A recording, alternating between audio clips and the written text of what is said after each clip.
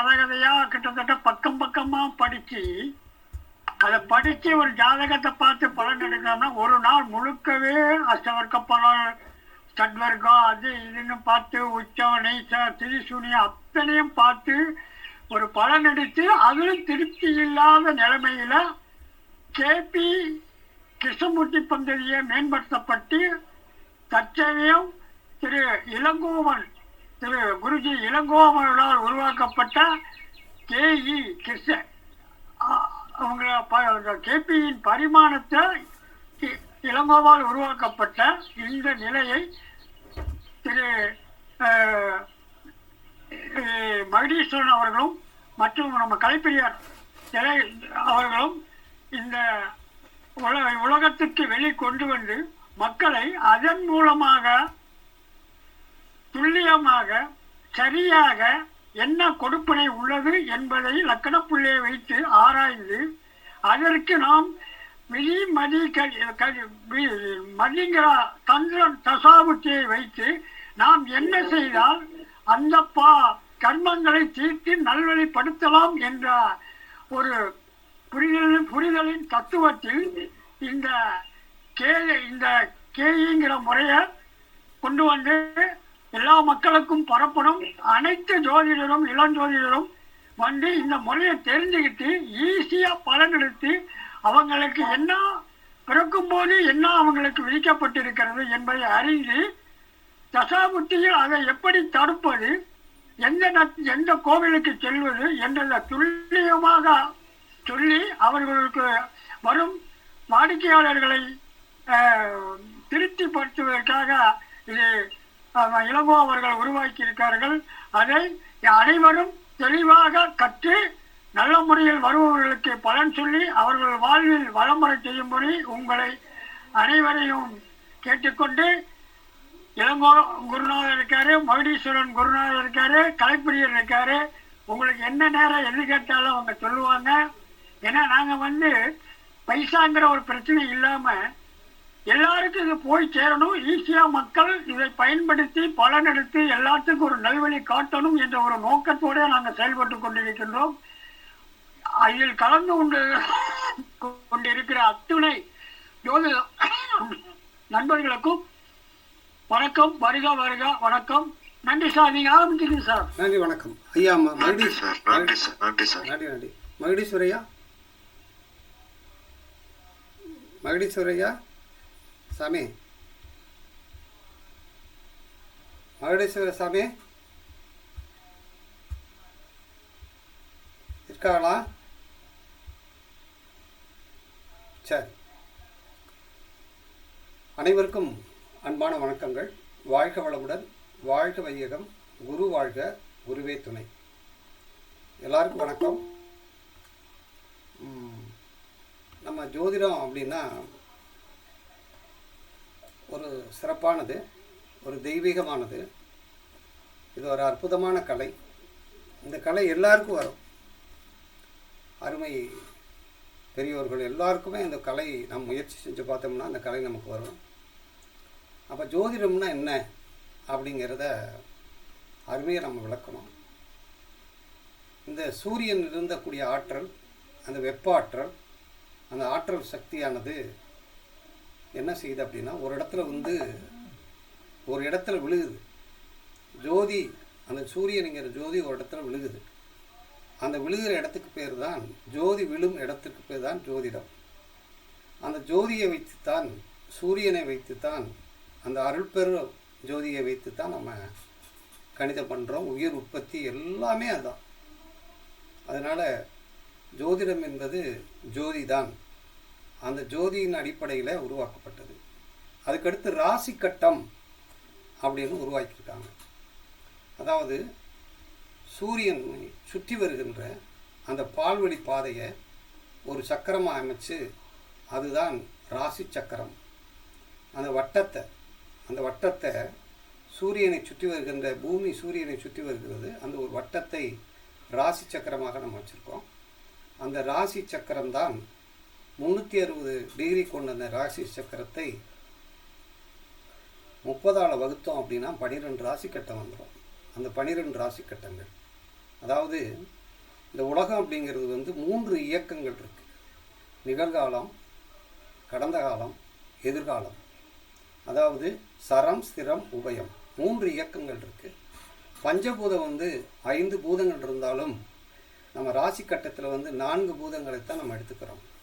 அந்த 4 பூதங்களில் ஒரு பூதம் வந்து ஆகாய தத்துவம், நிலத்தத்துவம், அதாவது நெருப்பு தத்துவம், நிலத்தத்துவம், காற்று தத்துவம், நீர் தத்துவம்.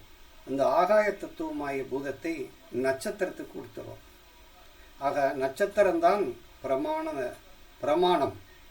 பிரதானம். அப்போ இந்த பஞ்சபூத தத்துவத்தில் 5 தத்துவங்களில் 4 தத்துவங்களை நம்ம ராசி கட்டத்தில் வச்சுருக்கோம். அதனால் ராசி கட்டம் அப்படிங்கிறது இந்த உலகத்தில் இருக்கக்கூடிய எல்லா விஷயங்களையும் உள்ளடக்கியது.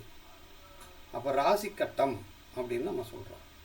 இந்த ராசி கட்டத்தில் ஒரு ராசியில் உதாரணம் எடுத்துக்கிட்டோம்னா, ஒரு ராசியில் ஒவ்வொரு ராசியிலையும் 9 பாதங்கள் நட்சத்திரங்கள் உள்ளே இருக்குது. 3 நட்சத்திரமாக பிரித்து 9 பாதங்கள் இருக்குது. ஒரு ராசி கட்டம் அப்படின்னா 9 பாதம் இல்லை. அப்போ அந்த 9 பாதங்கள் இருக்குது. ஒரு நட்சத்திரத்துக்கு 4 பாதங்கள் உண்டு. அப்படி பிரித்து பலன் சொல்கிறது. ஜோசியத்தை நம்ம 3 விதமாக அடக்கிக்கிறோம். ஒன்று ராசி கட்டத்தை வச்சு பலன் சொல்கிறது, அதுக்கு பேர் ராசி ஜோதிடம் அப்படின்னு சொல்கிறோம். அடுத்து நட்சத்திரத்தையும் ராசி கட்டத்தையும் 9 கிரகங்களையும் வச்சு சொன்னோம்னா அது நட்சத்திர ஜோதிடம் அல்லது சாரத்தை பிடிச்சு நம்ம பலன் சொல்கிறதுனால அது சார ஜோதிடம்னு சொல்கிறோம். அதுக்கடுத்து ஒரு மேம்பட்டு வந்தது தான் உபநட்சத்திர ஜோதிடம். உபநட்சத்திர ஜோதிடம் வந்தது தான் ஜோதிடத்தில் ஒரு பெரிய பரிணாமம்னு சொல்லலாம். அந்த பரிணாமத்தை யார் கண்டுபிடிச்சாங்க அப்படின்னா, முதல்ல வந்து அதாவது ராகவாச்சாரியார் அதாவது மீனா 1 மீனா 2 கோபாலகிருஷ்ண ராவ் அண்ட் ராகவாச்சாரியார் 2 பேரும் சேர்ந்து தான் காலாம்சம் அப்படின்னு ஒவ்வொரு நட்சத்திரத்தையும் 9 பிரிவாக பிரித்து ஒவ்வொரு நட்சத்திரத்துக்குள்ளேயும் 9 நட்சத்திரம் என்பது நீங்கள் நல்லா புரிஞ்சுக்கிறணும். நட்சத்திரம் என்பது அதுக்குள்ளே 9 வகையான நட்சத்திர அமைப்புகள் உண்டு. அதாவது நட்சத்திரத்தை பொறுத்த வரையிலும் ஒரு நட்சத்திரம் எடுத்துக்கிட்டோம்னா ஒரு பாரியாயத்தில் நீங்கள் நல்லா பார்க்கணும்னா பாரியாயமாக பிரிச்சுருக்காங்க. முதல் 4 ராசி கட்டம், அடுத்து 4 ராசி கட்டம், அடுத்து 4 ராசி கட்டம். நீங்கள் நல்லா கவனிக்கணும். ராசி கட்டம் எப்படி அமைச்சிருக்காங்க அப்படின்னா, இந்த ராசி கட்டம் என்பது முதல்லிருந்து 4 பூதங்களையும் பிரிச்சிருக்காங்க. நெருப்பு. இந்த பூமியில் மேலே ஆகாயத்திலிருந்து ஒரு நெருப்பு பிளம்பு தான் வந்தது. அந்த நெருப்பு பிளம்பானது அப்படியே சுற்றி அது கடைசியில் திடப்பொருளாக மாறினதுனால அது நிலமானது. நிலமான பிறகு அது சுழற்சியினால் காற்று வந்துச்சு.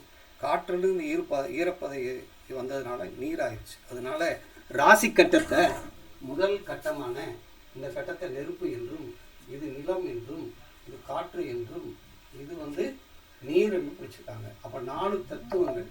அடுத்து அதே 4 தத்துவம் மீண்டும் இங்கிருந்து தொடங்குது. அடுத்து 4 தத்துவம் இப்படியே தொடங்குது. நட்சத்திரத்தையும் அதே மாதிரி இதில் 9 நட்சத்திரமும், இதில் 9 நட்சத்திரமும், இதில் 9 நட்சத்திரம். முதல் 4 இருக்கிறது இந்த 4 கட்டம் அப்படிங்கிறது நீங்கள் நல்லா பார்க்கணும். 1 2 3 4. இது பர்சனல் நேச்சர். இது பர்சனல் நேச்சர்னு சொல்கிறோம். அப்போ இது சோசியல் நேச்சர் அப்படின்னு சொல்கிறாங்க. இது ஸ்பிரிச்சுவல் நேச்சர் அப்படின்னு பிரிக்கிறாங்க. பாருங்க, 1 2 3 4 இந்த பாரியாயத்தில் இதில் கிரகங்களை நம்ம பார்த்தோம் அப்படின்னா ராசி கட்டம் அப்படிங்கிறது 1 2 3 4. நம்ம புரிஞ்சுக்கிற வேண்டிய விஷயம் என்ன அப்படின்னா, ராசி கட்டத்துக்குள்ளே தான் எல்லாமே அடங்கியிருக்கு. இதில் 3 நட்சத்திரம், இதில் 3 நட்சத்திரம், இதில் 3 நட்சத்திரம், இதில் 3 நட்சத்திரம் இருக்குது. அப்போ 9 நட்சத்திரத்துக்குள்ளே வச்சுருக்காங்க. நம்ம படிக்கிறது ராசி ஜோதிடமாக நம்ம படிச்சுட்டு வருவோம். அடுத்து நட்சத்திர ஜோதிடமாக படிச்சுட்டு வரோம். அதுக்கடுத்து உபநட்சத்திரமாக பிரிக்கிறோம். இப்போ நம்ம படிக்க போகிறது அப்படி எப்படின்னா, இந்த உபநட்சத்திர பிரிவை அவங்க பிரித்தாலும் கூட கேஎஸ்கே என்பவர் தான் அதை நல்லா டெவலப் பண்ணி வந்து காலாம்சத்திலிருந்து வந்து 243 சப்ளாடு உபநட்சத்திரமாக பிரித்தாங்க. ஒரு நட்சத்திரத்தை 9 பிரிவாக பிரித்தாங்க. ஒரு நட்சத்திரத்துக்குள்ள 9 பிரிவு. நீங்கள் நல்லா கவனிக்க வேண்டியது என்னன்னா, நட்சத்திரம் அப்படின்னு சொன்ன உடனே நீங்கள் மனசுக்குள்ள வர வேண்டியது, நட்சத்திரம் அப்படின்னா எப்படி சந்திரன் வந்து இந்த நட்சத்திரத்துக்குள்ள போகும்போது தசைன்னு சொல்றோமோ, அதனால நட்சத்திரம்ன்றாலே தசா அப்படின்னு அர்த்தம். நட்சத்திரம்னா தசா அப்படின்னு அர்த்தம். இந்த ஒரு நட்சத்திரம் இருக்குன்னா தசா அப்படின்னு அர்த்தம். இந்த தசைய ஒரு நட்சத்திரத்தை 9 பிரிவா, அதுக்குள்ள 9 பிரிவு இருக்கு. ஒரு நட்சத்திரம் உதாரணம் எடுத்துக்கிட்டோம்னா, இதுக்குள்ள 2 நட்சத்திரம் 3 நட்சத்திரம் இருக்குன்னா, கேதுவுடைய நட்சத்திரத்துக்குள்ள 9 பிரிவு இருக்கு. அந்த 9 பிரிவுக்கு பேர் என்ன அப்படின்னா தசா. பிரிச்சோம்னா புக்தி அப்படின்னு சொல்லணும், புத்தின்னு சொல்லக்கூடாது, புக்தி அப்படின்னு சொல்லணும். புக்தி அப்படின்னா என்ன அர்த்தம்னா சப்போர்ட் அப்படின்னு அர்த்தம். அப்ப இது கேது, நல்லா கவனிக்கணும், கேதுவா பிரியும். இப்படியே 9 பிரிவா பிரிக்கிறோம். அதுக்கு பேரு தான் உபநட்சத்திரம்னு சொல்றாங்க. ஆனா உபநட்சத்திரம்ங்கிறது ஒண்ணுதான், புக்தி அப்படின்னாலும் ஒண்ணுதான். இப்ப நட்சத்திரம்னாலும் ஒண்ணுதான், தசானாலும் ஒண்ணுதான். அப்ப நட்சத்திரத்தை 9ஆ பிரிக்கிறோம். அப்ப நட்சத்திரத்தை 9ஆ பிரிக்கும் போது கேது சுக்கிரன் இப்படி நட்சத்திரத்தை பிரிச்சுக்கிட்டே வர்றோம். இதை கிரகமா வச்சுதான் நம்ம சொல்றோம். ஒவ்வொரு நட்சத்திரமும் ஒரு கிரகம் தான் நின்ற நட்சத்திரத்தின் பலனை தரும். நல்லா பாருங்க, ஒரு கிரகம் தான் நின்ற நட்சத்திரத்தின் பலனை தரும் அப்படின்னு மறுபடி கிரகமாவே சொல்லிட்டு இருக்கோம். ஆனா என் அருமை மாமா இளங்கோ அடிகள், அவர் இளங்கோ அடிகள் தான் சொல்லணும். இளங்கோ எப்படி கண்டுபிடிச்சிருக்காருன்னா, ஒரு அஸ்வினிங்கிற நட்சத்திரத்துல, இந்த அஸ்வினிங்கிற நட்சத்திரத்தை கேதுங்கிற நட்சத்திரத்தை 9ஆ பிரிக்கும் போது எப்படி பிரிக்கிறாருன்னா, அஸ்வினி அப்படின்னு பிரிக்கிறாங்க. நீங்க நல்லா பார்க்கணும். நட்சத்திரத்தை ஒரு கிரகம் தான் நின்ற நட்சத்திரத்தின் பலனை தரும். ஒரு கிரகம் தான் நின்ற நட்சத்திரத்தின் பலனை தரும் அப்படின்னா என்ன அப்படின்னா, கடைசியில் கிரகத்துக்கு தான் போயிடுறாங்க எல்லாருமே. ஆனால் நட்சத்திரமாகவே பார்க்கணும் அப்படின்னு சொன்னது வந்து கேஇ மெத்தட் சொல்லக்கூடிய கே இளங்கோ அருமை மாமா அவர்கள் தான் இந்த உலகத்துக்கே அதை அருமையாக சொல்லி கொடுத்துருக்காரு. அவரை இந்த இடத்துல நம்ம மனமாற பாராட்டணும், வாழ்த்தணும். அவர் கண்டுபிடிச்ச இந்த கேது நட்சத்திரம் அப்படின்னு சொல்றதை விட அஸ்வினி நட்சத்திரத்துக்குள்ள 9 பிரிவு. இப்போ எப்படி கேதுன்னு பிரிகிறோமோ அது மாதிரி அஸ்வினி அப்படின்னு பிரிக்கணும். அஸ்வினி அப்படின்னு பிரிக்கணும். இப்படி 9 பிரிவா பிரித்து அதை நம்ம பலன் பார்க்கிறோம். அப்படி பார்க்கும்போது நட்சத்திரத்துல என்னென்ன, இந்த நட்சத்திரத்தை வைத்துதான் பலன் இருக்கு அப்படின்னு நம்ம எடுத்துக்கிறோம். சரி, இப்ப நம்ம எப்படி இதை அமைச்சிருக்காங்க ராசி கட்டத்தை அப்படின்னா, 3 இயக்கங்கள். நல்லா கவனிங்க. 3 இயக்கம் இருக்கு. 1 2 3. சரம், ஸ்திரம், உபயம். அப்ப 3 இயக்கமும் 4 பஞ்சபூதங்களும் 12 ராசி. இதான் 12 ராசிகள். இந்த 3 இயக்கங்கள் சர, ஸ்திர, உபயம், பஞ்சபூதம் 4 தத்துவம். இந்த 4 தத்துவம் தான் பின்னாடி 4 பாதங்களா பிரிஞ்சிருக்கும். ஒவ்வொரு இதுக்கும் 4 பாதமா இருக்கும். இந்த 4 பாதத்தின் பிரிச்ச நோக்கமே என்னங்கிறத நீங்க முதல் கண்டுபிடிக்கணும். அப்படின்னா ஒரு மனிதன் பிறந்த உடனே எந்த லக்னத்துல பிறந்திருக்காரோ அந்த லக்னம் வந்து எந்த நட்சத்திரத்துல விழுந்திருக்கு, எந்த பாதத்துல விழுந்திருக்கு அப்படின்னு அப்ப பார்த்தாங்க. அப்படி பார்க்கும்போது உதாரணமா யாராவது ஒருத்தர் மைக்க சொல்லி அவங்க லக்னத்தை மட்டும் சொல்லி அதை நட்சத்திர பாதத்தை சொல்ல முடியுமா? யாராவது? ஐயா, துலா லக்னம். சித்திரை 4.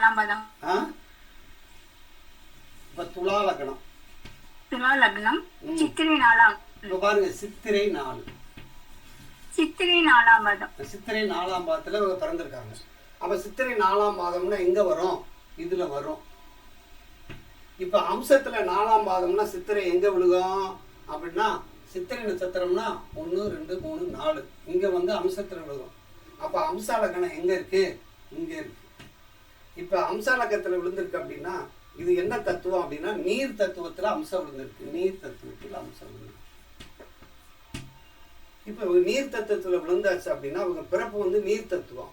இவருக்கு எந்த தத்துவம் ஒத்து வராது அப்படின்னா, இந்த நீர் தத்துவத்துக்கு நேராக 8வது தத்துவம் இருக்கிற காற்று தத்துவம் ஒத்து வராது. இந்த உயிர் லக்கணம்னா உயிர், இவங்களுக்கு காற்று தத்துவம் ஒத்து வராது அப்படின்னு இருக்கணும். இதுதான் அலர்ஜி. இப்போ இவங்களுக்கு வந்து ஏதாவது அதிகமான காற்றோ ஏசி இந்த மாதிரிலாம் உட்காந்தாங்கன்னா அவங்களுக்கு வந்து என்ன ஆகும் அப்படின்னா உடனே அவங்களுக்கு பிரச்சனை வரும். அம்மா உங்களுக்கு எப்படிமா இருக்கு அம்மா? சரிதாங்க. அப்ப அந்த காற்று தத்துவம் உங்களுக்கு ஒத்து வராது. சரிங்க, கரெக்டா இருக்கு. அப்ப எப்படி அவங்க பிரிச்சிருக்காங்க பாத்தீங்கன்னா, இந்த உயிர் எதுக்காக எடுத்திருக்கு அப்படின்னா, இதுல பாதத்தை பிரிச்சு இந்த 4வது பாதத்துல விழுகும்போது அதுக்கு 8வது பாதம். அப்ப இவங்களுக்கு அம்ச லக்னம் இங்க விழுகுதுன்னா, இப்ப உங்க வீட்டுக்காரர் என்ன லக்னம், எந்த இது சொல்லுங்கம்மா அம்மா? அவர் சிம்ம லக்னங்க. சிம்ம லக்னம். என்ன லக்னம், புள்ளி எந்த நட்சத்திரம் சொல்லுங்கம்மா, எத்தனாவது பாதம்? சிம்ம லக்னம் பூரம். பூரம்ங்க. பூரம் எத்தனைம்மா? ஆமாங்க. பூரம் எத்தனாவது? ரெண்டாம் பாதம். சரி, இப்ப பாருங்க, இப்ப ஒரு பூரம் ரெண்டாம் பாதம். பூரம் 2ஆம் பாதம்னா எங்க விழுந்துரும்? இங்க விழுந்துரும் அம்சம். சுக்கிரன்ங்கிறதுனால இங்க விழுந்துரும். அப்ப இவங்களுடைய அம்சத்துக்கு இது 11 இருந்ததுனால இங்க பாருங்க, இவங்களுக்கு இது 11ங்கிறதுனால இவங்களுக்கு இது முன் பிரவிற்த்தியாக இருக்கிறது, முன் பரிணாமமாக இருக்கிறது. அவருக்கு இவ பின் பரிணாமமா இருக்கிறதுனால இவங்களும் அவங்களும் ரொம்ப அட்டாச்சா இருப்பாங்க. அம்மா அம்மா சரிதாங்க, அந்யோன்யமாக அப்படின்னு நம்ம எடுக்கணும். அப்ப இந்த தத்துவத்தை எல்லாம் அவங்க முன்னோர்கள் வகுத்து வச்சிருக்காங்க. எதுக்காக இந்த லக்னம் பிறந்திருக்கு அப்படின்னு கண்டுபிடிச்சதுக்காக தான் இப்படி கண்டுபிடிச்சிருக்காங்க. இப்ப புரியுதாவா எதுக்கு அவங்க முன்னோர்கள் இப்படி கண்டுபிடிச்சாங்கன்னு? இப்ப எப்படின்னா, இப்ப நம்ம படிக்க போறது நோக்கம் அப்படின்னா, உபநட்சத்திரம் என்பது எப்படி எப்படிலாம் இருக்கு அப்படின்னா நட்சத்திரத்தின் அடிப்படையிலேயே பலன் நம்ம பார்க்க போறோம். இவங்க லக்னம் வந்து இப்ப இந்த லக்னம் என்ன நட்சத்திரத்துல உபநட்சத்திரத்துல விழுந்திருக்கு அப்படின்னு நம்ம படிக்கிறது எல்லாமே சப்ளாடு தான். சப்ளாடின் அடிப்படையிலேயே நம்ம படிக்க போறோம். அப்படி படித்தோம் அப்படின்னா துல்லிதம் கிடைக்கும். அப்போ ஒரு துல்லிதமான ஜோதிடம் எது அப்படின்னா சப்ளாடு தியரி. சப்ளாடு தான் ஒரு துல்லிதம் கிடைக்குது. அதை நம்ம எப்படி படிக்கிறோம் அப்படின்னா, இப்போ உதாரணமா நல்ல கவனியா, இப்போ இந்த லக்னம் இருக்கு அப்படின்னா, இப்போ இந்த அம்மா வந்து துலா லக்னத்தில் பிறந்திருக்காங்கன்னு வச்சுக்கோங்க. இந்த துலா லக்னத்தில் பிறந்துட்டா 2 மணி நேரத்துக்கு இது ஒரே லக்னம் தானே வரும். 2 மணி நேரத்தில் பிறக்கிறவங்க வந்து ஒரே லக்னம் பிறப்பாங்க அங்க.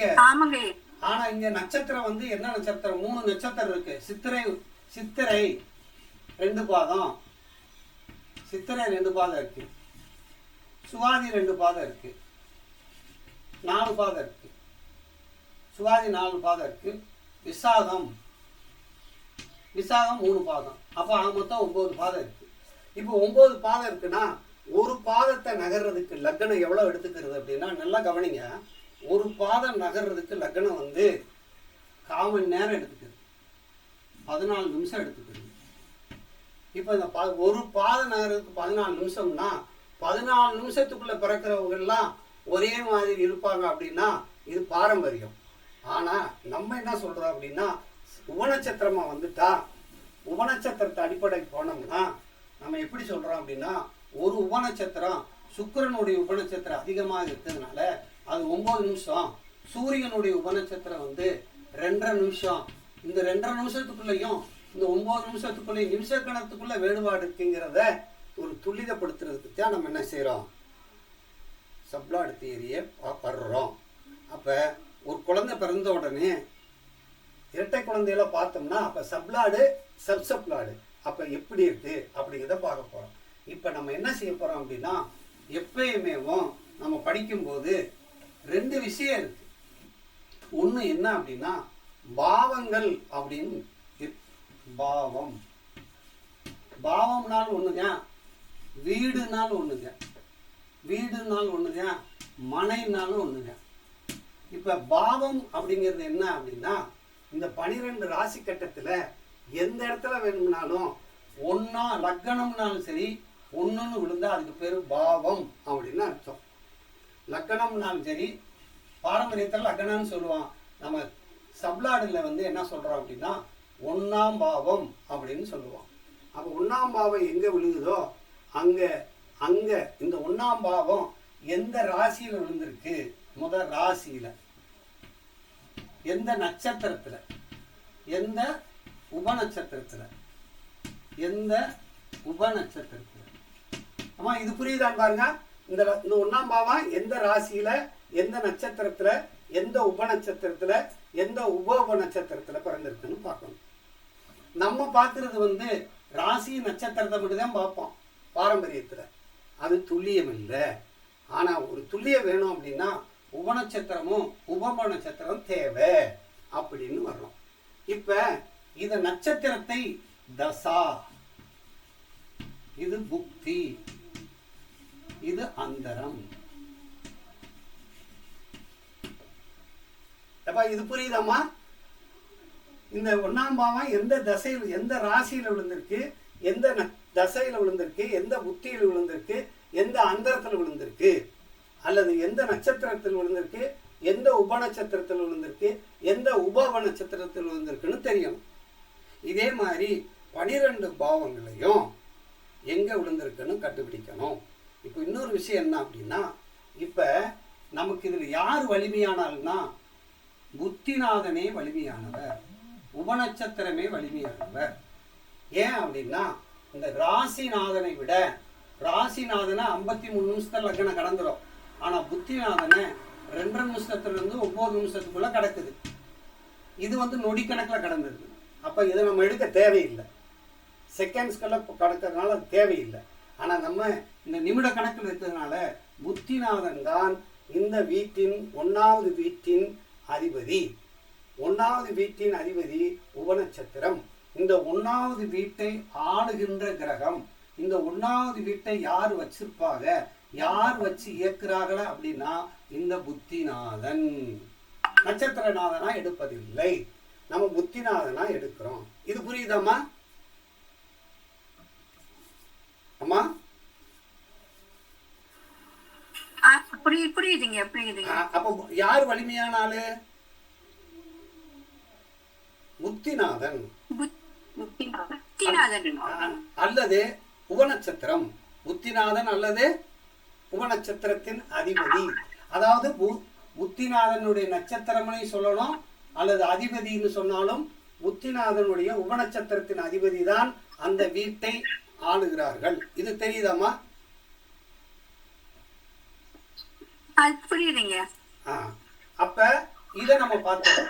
இதை பார்த்த பிறகு இதே மாதிரி 12 பாவத்துக்கும் பார்க்கும்போது நம்ம மைக் ஆஃப் பண்ணிடுங்க. 12 பாவத்தையும் இதே மாதிரி ஒவ்வொரு பாவமும் எந்த நட்சத்திரத்தில் விழுந்திருக்கு, எந்த ராசியில் விழுந்திருக்கு, எந்த நட்சத்திரத்தில் விழுந்திருக்கு, எந்த உபநட்சத்திரத்தில் விழுந்திருக்கு, எந்த உப நட்சத்திரத்தில் விழுந்திருக்குன்னு கண்டுபிடிக்கிறது. இதுக்கு நட்சத்திரம் எப்படி மைக் யார் மைக் ஆன் பண்ணிருக்குது? சரி, இப்ப இந்த எந்த நட்சத்திரத்துல எந்த உபநட்சத்திரம்னு சொல்லிட்டோம். இந்த 12 பாவங்களையும் நல்லா கவனிக்கணும். கேபி சிஸ்டத்துல ஏன் தெரியுமா சிலர் வரல அப்படின்றாங்க, ஏன் அதை கஷ்டம்னு சொல்றாங்க அப்படின்னா, இந்த 12 வீட்டினுடைய உபநட்சத்திரத்தை யார் ஒருத்தர் சரியாக நிறுத்துறாங்களோ, யார் ஒருத்தர் கண்டுபிடிக்கிறார்களோ அவர்களே பலனை நிர்ணயிக்க முடியும். அதனால இந்த 12 பாவத்தின் உபநட்சத்திரத்தை நிப்பாட்டுறதுக்கு ஆர்பி ரூலிங் பிளானட் மூலமாக, ஆர்பி மூலமாக அதாவது ஆளும் கிரகத்தின் மூலமாக 12 பாவத்தை, 12 பாவத்தின் ஆரம்ப முனை உபநட்சத்திரத்தை யார் ஒருத்தர் துல்லிதமாக நிப்பாற்றுறார்களோ, கண்டறிகிறார்களோ அவர்களே இந்த இதுல அதுக்கு நாம சொல்லிக் கொடுக்க போறோம். அப்படி என்ன அர்த்தம்? பிறந்த நேரத்தை, சரியான பிறந்த நேரத்தை யாரு துல்லிதப்படுத்தி அறிகிறார்களோ அவர்களே 12 பாவத்தையும் நிப்பாட்ட முடியும். அப்போ பிறந்த நேரத்தை அறிதல், சரியான பிறந்த நேரத்தை அறியணும். அப்போ இப்போ கொடுக்கும்போது நல்லா கவனிங்க, ஒருத்தர் நம்மகிட்ட டயத்தை கொடுக்கும்போது நேரம் ஹவர்ஸ் கொடுப்பாங்க, மினிட்ஸ் கொடுப்பாங்க, செகண்ட்ஸ் கொடுப்பாங்க. இப்போ செகண்ட்ஸ் வரை வந்துருச்சு. இப்போ இது கொடுத்தாலும் கூட இந்த சரிதானா, இந்த கொடுத்த மணியோ நிமிடமோ செகண்ட்ஸோ சரிதானா அப்படின்னு கண்டுபிடிக்கிறதுக்கு ஆர்பி மூலமாக பிறந்த நேரத்தை சரி செய்யணும் கூட சொல்லக்கூடாது, பிறந்த நேரத்தை கண்டுபிடித்தல்ங்கிறத அறிதல், சரியான பிறந்த நேரத்தை அறிகிறது. அப்போ ஒரு குழந்தை எப்போ பிறக்கிறாங்க அப்படிங்கிறத, பிறப்பைங்கிறத எப்படி கண்டுபிடிக்கிறோம் அப்படின்னா, ஒரு தாயினுடைய கருவறையிலிருந்து உருவாகும் போது அவன் பிறப்பா இல்லை, உருவாகி வெளியே வந்தோடனே பிறப்பா இல்லை, வெளியே வந்து முதல் சுவாசம் தொப்புள் கொடியை கட் பண்ணோடனே முதல் சுவாசத்தை இங்கா இங்கா இங்கா என்று எப்போது கத்துகிறாரோ, அந்த முதல் சுவாசத்தை எடுக்கின்ற பிராணத்தை எப்போ முதல் சுவாசிக்கிறானோ அப்போதுதான் அவன் நுரையீரல் இந்த சுவாசம் ஆரம்பிக்குது, இந்த பிறப்பு ஆரம்பிக்குது. அந்த பிறப்பை நம்ம நொடிக்கணக்கில், மணி நிமிடம் நொடிக்கணக்கில் பிறந்த நேரத்தை சரி செய்யறதுக்கு நம்ம சொல்லிக் கொடுக்குறோம். எடுக்கிறதுக்கு சரியான பிறந்த நேரத்தை அறிதல் செய்கிறதுக்கான ஃபார்முலாவை சொல்லி கொடுத்துறோம். அப்படி சொல்லி கொடுத்து அதை நீங்கள் தேர்ச்சி பண்ண பிறகுதான் 12 பாவங்களை நிப்பாட்டுறோம். 12 பாவங்களை நிப்பாட்டி எந்த நட்சத்திரத்தில், எந்த ராசியில் இருக்குது, எந்த நட்சத்திரத்தில் இருக்குது, எந்த உபநட்சத்திரத்தில் இருக்குது, எந்த உப நட்சத்திரத்தில் இருக்குது, எத்தனை ஸ்டெப்புன்னு பாருங்கள். ராசி ஒரு ஸ்டெப்பு, நட்சத்திரம் ஒரு ஸ்டெப்பு, உபநட்சத்திரம் ஒரு ஸ்டெப்பு, 4 ஸ்டெப்பை நிப்பாட்டி அவர்களுக்கு பலனை நிர்ணயம் செய்ய வேண்டும். 12 பாவங்களை பற்றி நம்ம கரெக்டாக அவங்களுக்கு சொல்லணும். இப்போ 12 பாவங்களை நம்ம சொல்லும்போது 12 பாவத்திலையும் என்னென்ன காரகத்துவங்கள் இருக்குது அப்படிங்கிறத நம்ம பார்க்கணும். இன்னொரு விஷயம் என்னன்னா, இந்த 12 பாவங்களை நிப்பாட்டுறதுக்கு நம்ம பார்த்தது இப்போ என்னன்னா கிரக பாவஸ்புடத்தையும் பார்த்துருக்கோம். அடுத்து 2வது என்னன்னா, இந்த ராசி கட்டத்தில் கிரக ஸ்புடம்னு இருக்கு. கிரகம் எந்த ராசியில் இருக்கு, எந்த நட்சத்திரத்தில் இருக்கு, எந்த உபநட்சத்திரத்தில் இருக்கு, எந்த உப நட்சத்திரம் இருக்கு அப்படிங்கிறத நம்ம பார்க்கணும். அது முக்கியம். அதுதான் 2வது. ஏன்னா இப்போ உதாரணமாக இங்கே பாருங்க, இது வந்து கேதுவுடைய நட்சத்திரத்தில் சுக்கிரனுடைய உபநட்சத்திரத்தில் இருக்குன்னு வச்சுக்கிடுவோம். லக்ன புள்ளி கேதுவுடைய நட்சத்திரத்திலையும் சுக்கிரனுடைய உபநட்சத்திரத்திலையும் சுக்கிரனுடைய சந்திரனுடைய உப நட்சத்திரத்துக்கு, அதாவது தசாநாதே, புத்திநாதே, அந்தரநாதே. இப்ப இந்த சுக்கிரன் இந்த ராசி கட்டத்துல இப்ப இந்த இடத்துல இருக்காருன்னு வச்சுக்கோங்க. இதுல சனியோட நட்சத்திரத்துல புதனுடைய சப்புல இப்ப பாருங்க, சனி புதன், அதுக்கடுத்து வந்து சூரியனுடைய இருக்குன்னு வச்சுக்கோங்க. இப்ப பாருங்க, இது வந்து கிரகம், இது நட்சத்திரம், இது உபநட்சத்திரம், இது வந்து சந்திரன். அப்ப இதுல எப்படி சொல்றோமோ, இதுல எப்படி பாவங்களை சொன்னமோ அதே மாதிரி இது கிரகங்களையும் அதே மாதிரி எந்த நட்சத்திரத்துல, எந்த உபநட்சத்திரத்துல, எந்த உப நட்சத்திரத்துல இருக்குங்கிறதையும் நம்ம பார்க்கணும். எந்த தசையில, எந்த புத்தியில, எந்த அந்தரத்துல இருக்குன்னு பார்க்கணும். இதுவும் நம்ம தெளிவாக 2 ஸ்புடம். ஆனா நீங்க நல்லா மனசுல வச்சுக்கிறணும், இந்த கிரக ஸ்புடம்ங்கிறது இன்னைக்கு பிறக்கிற எல்லாத்துக்கும் ஒரே ராசி கட்டத்தில் தான் இருக்கும். ஆனால் லக்னம் மட்டும்தான் இடத்துக்கு இடம், நேரத்துக்கு நேரம், ஊருக்கு ஊர், நாடுக்கு நாடு மாற்றம் அடைகிறது. அதுதான் இந்த பாவஸ்புடத்தினுடைய தன்மை. அப்போ கிரக ஸ்புடத்தை எடுத்து கிரகத்தை வச்சு தான் நம்ம என்ன செய்ய போகிறோம் அப்படின்னா, 12 பாவத்தினுடைய பாவ தொடர்புகளை, பாவ குறியாட்டிகளை நம்ம கண்டுபிடிக்க போகிறோம். அந்த பாவ குறியாட்டிகளை கண்டுபிடிச்சு அதை நம்ம கரெக்டாக நிப்பாட்டினோம் அப்படின்னா நமக்கு துல்லிதம் கிடைக்கும். அப்போ ஒரு ஜாதகத்தை எப்படி நம்ம துல்லியப்படுத்துகிறோம் அப்படின்னா, பாவஸ்புடத்துக்கு என்ன வேணும்? பிறந்த நேரத்தை ஆர்பி மூலம் நாம் அதை சரி செய்ய, அதை கரெக்டாக கண்டுபிடித்தல் வேணும், அறிதல் வேணும் அப்படின்னு நடக்கணும். அதுக்கடுத்து தான் என்ன செய்ய போகிறோம் அப்படின்னா, கிரகங்களை இதே மாதிரி எந்த நட்சத்திரத்தில் எந்த உபநட்சத்திரத்தில் இருக்குங்கிறத கண்டுபிடிக்க போகிறோம். இப்போ நம்ம கண்டுபிடிச்சிட்டு இந்த வர்றேன் பாருங்க.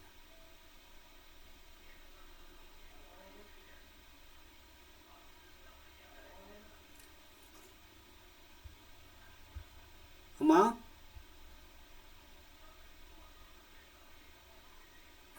ஐயா அந்த இது அனுப்புனேன் இல்லை, இந்த என்ன அதை கிரீன் எடுத்து அனுப்ப முடியுமான்னு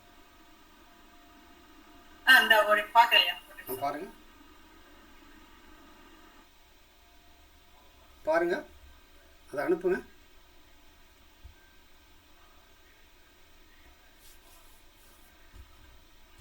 சார் வீடியோ ஆன் பண்ணி இருக்கீங்களா? எனக்கு திரும்ப தெரியல, என்னன்னு தெரியல. வீடியோ இருக்கேன், இருக்கு. வீடியோ நல்லா தெரியுது. உங்களுக்கு தெரியலையா?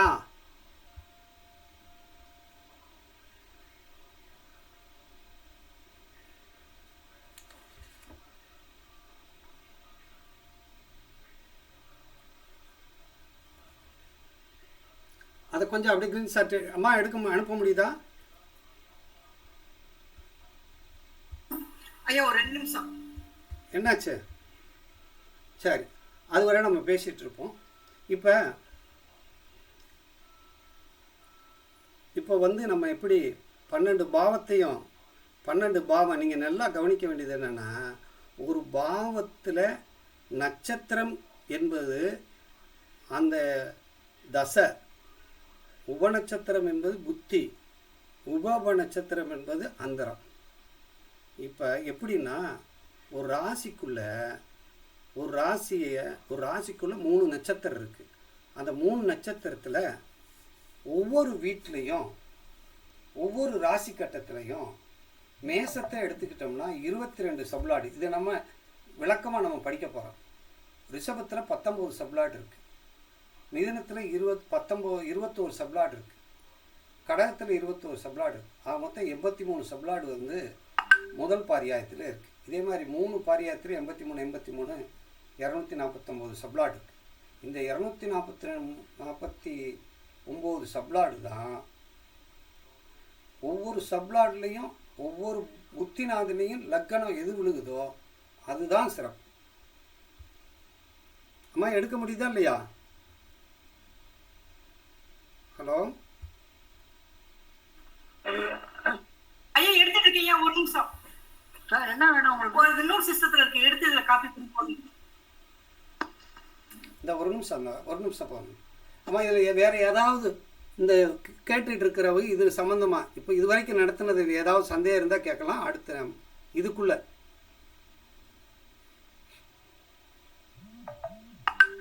ஐயா அந்த அம்மாவுக்கு ஒரு டீட்டெயில் சொன்னீங்களா, கொஞ்சம் திரும்ப சொல்ல முடியுங்களா? உங்க சித்திரை நட்சத்திரம், துலா ராசி, சித்திரை நட்சத்திரத்துல பிறந்திருந்தாங்க. ஆமா, அதை எப்படி எடுத்தீங்க? திரும்ப ஒருக்கா கொஞ்சம் சொல்ல முடியுங்களா? சொல்கிறோமே. அதாவது ஒருத்தர் எந்த லக்னம் எந்த பாதத்தில் விழுந்திருக்காங்கன்னு பார்க்கணும். லக்னம் எந்த நட்சத்திரத்தில் எந்த பாதத்தில் விழுந்திருக்காங்கன்னு பார்க்கணும். இப்போ உங்கள் லக்னம் என்னப்பா சொல்லுங்கள். எனது விருச்சிக லக்னம். லக்ன பாதம் விழுந்தது கேட்டை 2. இப்போ கேட்டை 2ன்னா அம்சத்தில் எங்கேயா விழுகும்? அம்சத்துல எங்கே விழுகும்? மகரம் என்ன தத்துவம்? நிலத்தத்துவம். இந்த நிலத்தத்துவத்துக்கு 8வது தத்துவம் என்ன தத்துவம் வரும்? நெருப்பு சார்.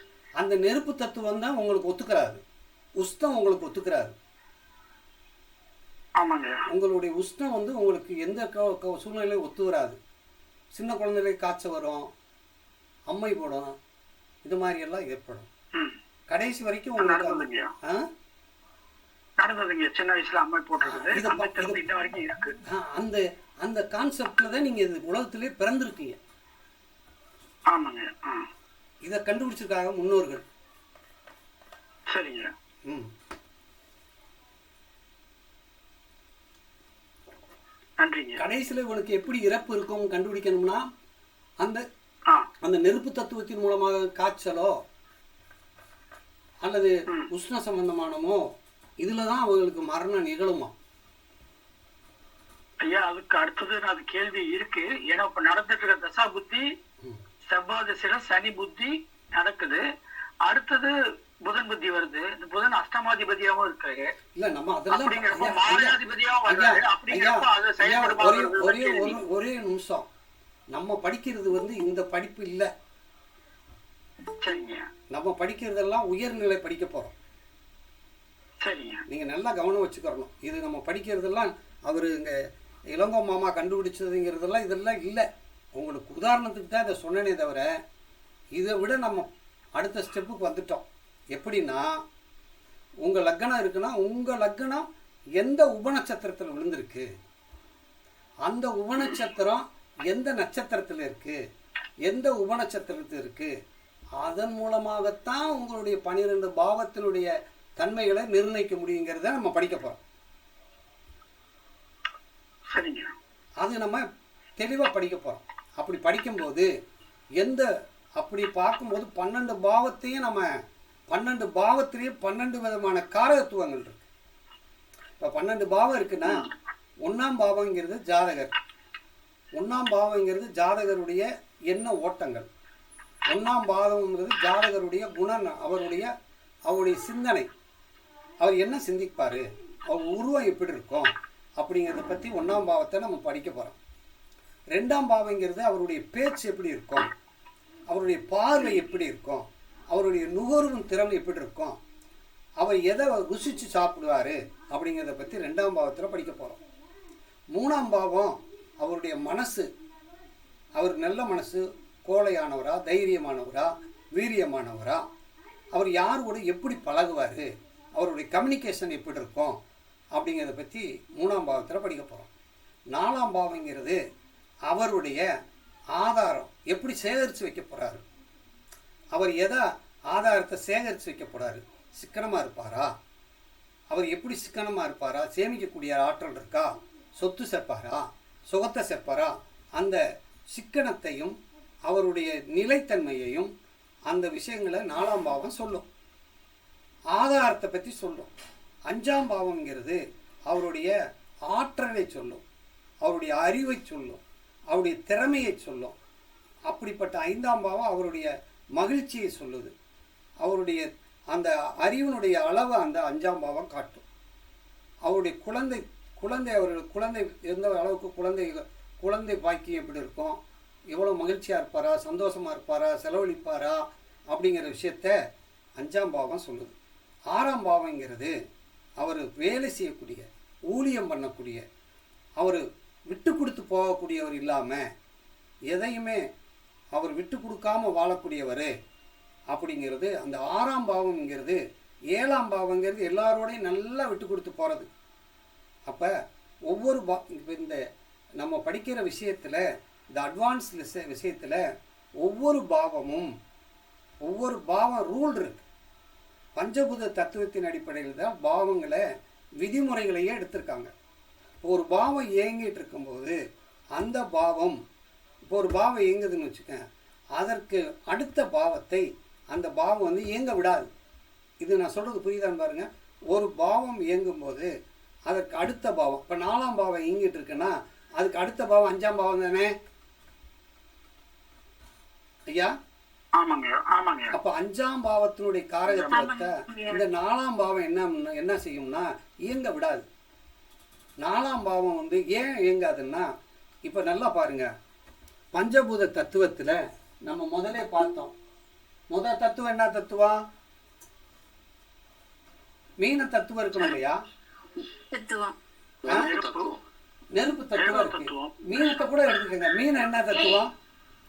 நீர் தத்துவம். சரி, இந்த நீர் தத்துவத்துக்கு அடுத்த பாதம் என்ன தத்துவம்? காற்று இல்லையா? இந்த நீர் தத்துவம் இதை வச்சுக்கோங்க, இது 1வது பாவம்னு வச்சுக்காங்க. இது என்ன தத்துவம்? நெருப்பு. இதுக்கு அடுத்த பாவம், இந்த அடுத்த பாவம், இந்த பாவம் இயங்க விடாது. ஏன்னா இதுக்கு இது 12வது தான். இது இந்த பாவம். அப்ப இது என்ன தத்துவம்? நீர். இந்த நீரை தூக்கி நெருப்புல போட்டோம்னா என்ன ஆகும்? அழிஞ்சிரும். அப்போ ஒவ்வொரு தத்துவத்திலையும் அதை நம்ம இப்போ விளக்கமா படிக்க போறோம். சரியா? சரிங்க. அம்மா என்னாச்சுமா? ஐயா போடலாமா? போடுங்க.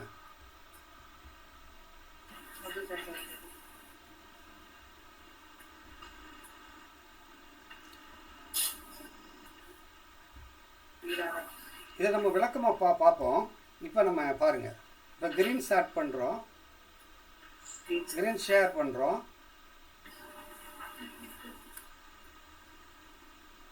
இப்போ அனுப்புனதை அனுப்புங்கம்மா. அனுப்புனது அப்துல் கலாம் ஐயா. அப்துல் கலாம் ஜாதகம்யா? அது இல்லம்மா, இப்போ ஒன்று நம்ம என்னென்ன படிக்க போறோம்ங்கிறத ஒன்று அனுப்பணும்ல, அந்த அனுப்புறேன். அதை அனுப்புங்க.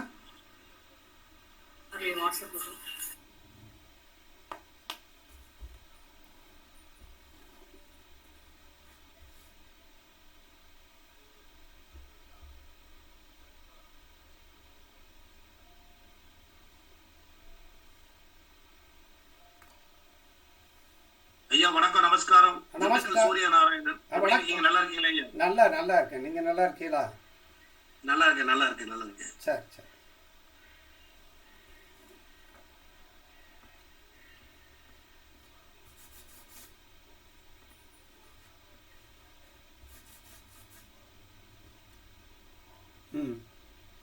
அதை கொஞ்சம் பெருசாக்குங்க. சரி, இப்போ பாருங்க, இதெல்லாம் தெரியுதா உங்களுக்கு? தெரியுதுங்க. அது என்ன ஒருத்தர் வாசிங்க.